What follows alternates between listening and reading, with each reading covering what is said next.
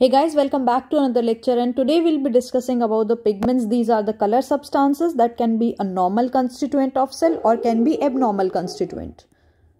And we can divide the pigments into two categories. The exogenous pigments are coming from outside the body. Endogenous pigments are synthesized within the body. So the most common exogenous, that is coming outside the body, pigment is the carbon or the coal dust, which is a ubiquitous air pollutant of the urban lifestyle. When it is inhaled, it is picked up by the macrophages present in the lungs within the alveoli, and then they are transported to the lymphatics, to the regional lymph nodes, and these are accumulated. It blackens the tissues of the lungs. So this condition is known as anthracosis, in which the lungs tissues are blackened because of the carbon or the coal dust that is coming from the outside. So this is a kind of exogenous pigment, which is the most common exogenous pigment, and it involves the lymph nodes also. Now, in case people working in the coal mines, there can be aggregates of the carbon dust, and this can induce a fibroblastic reaction in the lung.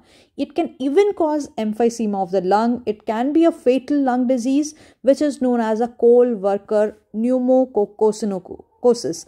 Now, the another exogenous pigment we have is the tattooing, which is basically a localized exogenous pigmentation of the skin. The endogenous pigment we have is the lipofuscin pigment, melanin pigment, homogenesic acid pigment, hemosiderin, and the bilirubin. So talking about the first pigment we have is the lipofuscin pigment, which is an insoluble pigment. Now, as the name suggests, lipo means lipid. So this is an insoluble pigment, and it is also known as lipochrome and wear and tear pigment, or it is also known as aging pigment. The reason being, it is associated with a free radical oxidation. That is why we call it the pigment of aging.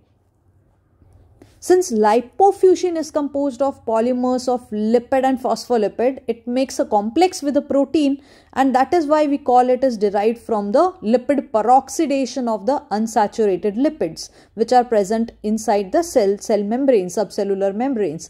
So lipofuscin, it is not injurious to health. In fact, it is seen with a free radical injury. So if we talk about lipofuscin, the telltale sign is the free radical injury and the lipid peroxidation, which you have to remember that lipofuscin pigment is associated with a free radical injury, and we know that the aging process is most commonly because of the free radical injury of the cell. So that is why we call it pigment of aging, or lipofuscin is associated with the pigment of aging or the wear and tear pigment. And this lipofuscin word is derived from a Latin word fucus, which means the brown. So this lipofuscin is going to be a brown lipid. So if we take a tissue section, this lipofuscin pigment is going to be appear as a yellow brown granular intracytoplasmic, and oftenly it is seen in the perinuclear location. So if you see, this is the nucleus, and this lipofuscin pigment is present just outside the nucleus. So that is the nucleus of a cell. And if you see, this lipofuscin pigment is seen associated outside the nucleus or around the nucleus. So we can say it has got a perinuclear. So this pigment is a perinuclear pigment. It is seen in the cells which are undergoing regenerative or regressive processes like a aging process. So it is seen with the aging of liver, heart, and also seen in the patient with a severe malnutrition or the cachexia patients. We often see the lipofuscin pigment. So this lipofuscin pigment, we have to remember the telltale sign is free radical injury and the lipid peroxidation. And this lipofuscin pigment, as the name suggests, is a Latin word which represent a brown lipid. So it is present in the golden brownish color, which is seen in the perinuclear location. So that is what we have to remember about lipofuscin, which is also known as a wear and tear pigment. That also you have to remember it, also known as lipochrome, wear and tear pigment, or the pigment of aging. Now talking about the next pigment we have is the melanin pigment. So it is derived from a Greek word. Melanas means black in skin color. And since we know that we are studying about endogenous pigments, the first endogenous pigment we have talked about is the lipofuscin. The second we are talking about is the melanin pigment. So it is derived from a Greek word melanas. Melas means a black color. So it is a black color endogenous pigment. It is non-hemoglobin derived pigment and brown black in color. So this melanin pigment, it is formed when the enzyme tyrosinase catalyzes the oxidation of tyrosine to dihydroxyphenylalanine in the melanocytes.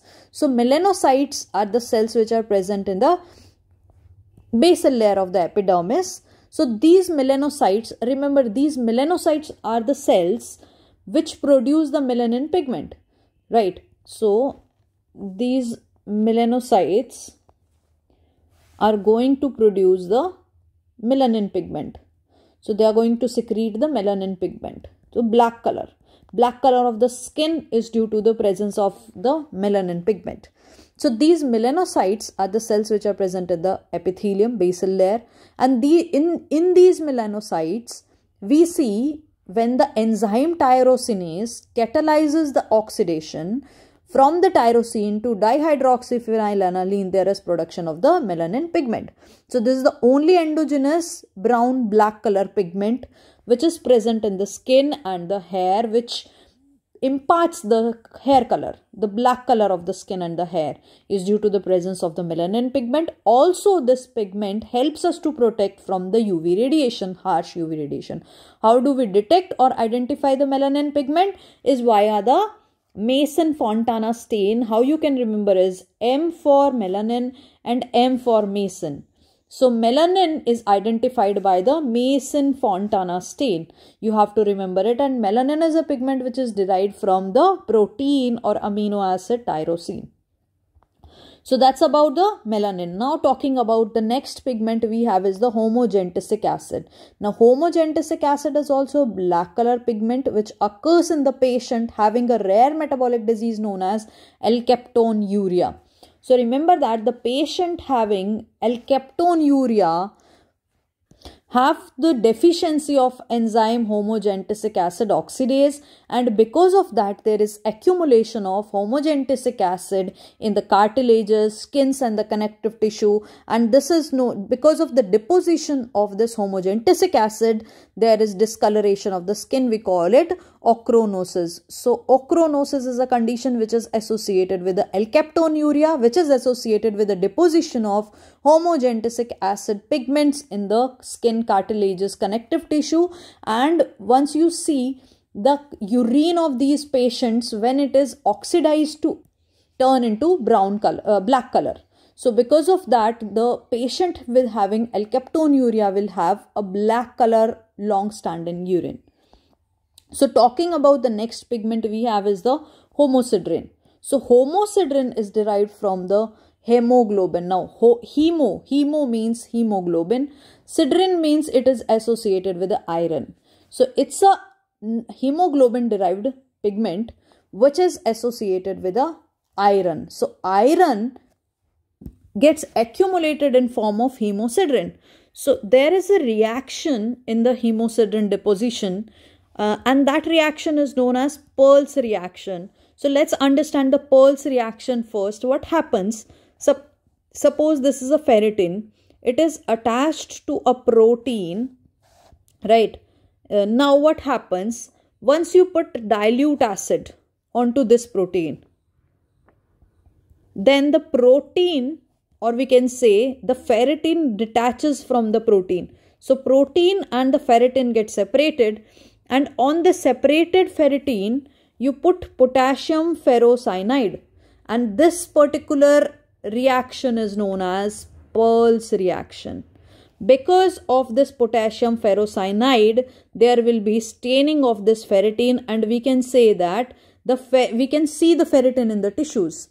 So we can see the excess hemoglobin which is deposited in form of homocidrin via the stain known as Prussian blue stain, which gives a blue to violet color granules, right? So this particular reaction is known as Pearl's reaction. In case people having iron overloading diseases, there will be more accumulation of the hemosiderin because of the excess iron. In case of people having iron deficiency diseases, say suppose iron deficiency anemia, there will be lack of or less of hemosiderin deposition. So in the hemosiderin, we see the Pearl's reaction, which is due to the Prussian blue stain, which gives a blue color to violet color granules. As you can see over here in this diagram, the intraalveolar hemosiderin deposition in the lungs. So hemosiderin is a hemoglobin derived pigment, and hemosiderin pigment represents the aggregates of ferritin micelles. And under the normal circumstances, this hemosiderin is present in small amounts in mononuclear phagocytes of the bone marrow, spleen, liver, and all the cells associated with the iron deposition. And the excess of iron causes hemosiderin to accumulate within these cells. So best localized hemosiderin example is the common bruise. So after a hemorrhage, the hemoglobin eventually undergoes transformation into the hemosiderin. So macrophages takes part in the process of the phagocytosis of the RBCs, and then lysosomal enzymes will convert this hemoglobin into the hemosiderin. So in case if a person is having bruises after any injury, there will be initially red-blue color, that is because of the hemorrhage, and later on it becomes the green color or red color, that is because green-blue color, that is because of the formation of the biliverdin and the bilirubin later on. So the example for localized hemosiderosis is the bruise. And if we talk about the systemic examples, now that is because of the systemic overloading of the iron. That can be seen with the increased absorptive process of the iron, or that can be because of the impaired use of the iron. So in case if a patient is having a hemolytic anemia, so in that case there will be increased storage of the iron, or we can say iron overloading.